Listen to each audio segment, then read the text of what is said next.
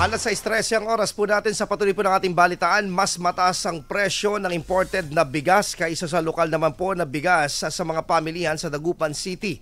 Sa Malimgas Public Market, ang imported na bigas ay naglalaro sa 55 to 57 pesos ang kada kilo. Samantalang ang lokal na bigas naman ay naglalaro sa 37 to 53 pesos ang kada kilo. Saad ng ilang mga consumers sa Dagupan City na hindi pa rin umano nila ramdam ang tuluyang pagbaba ng presyo ng bigas sa merkado. Sa palagay ko po ay hindi po pa rin talaga bumababa kasi ang presyo pa ng bigas doon sa amin 50 plus pa rin. Hindi siya bumababa ng 50. Kung noon may nakukuha tayong 20, 30, 40, pero halos kalahati na ngayon ang presyo.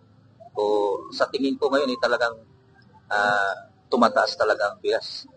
Lalong pahirap po yun sa katulad ng Pilipino na hindi naman maangat sa buhay. Malaking pabigat po talaga yung presyo ng bigas kasi araw-araw na gamit po ng tao yan. Yan po ang tinig po ng isang consumer na nakapanayan po ng ating IFM na news team.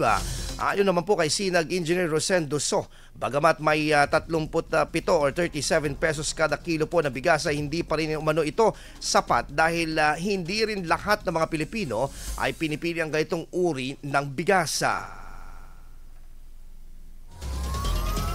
Ayon sa Department of Agriculture, nakaapekto ang pandaigdigang presyo at maging paghina ng piso kontra dolyar sa presyo ng imported na bigas. IFM News. IFM News. IFM News.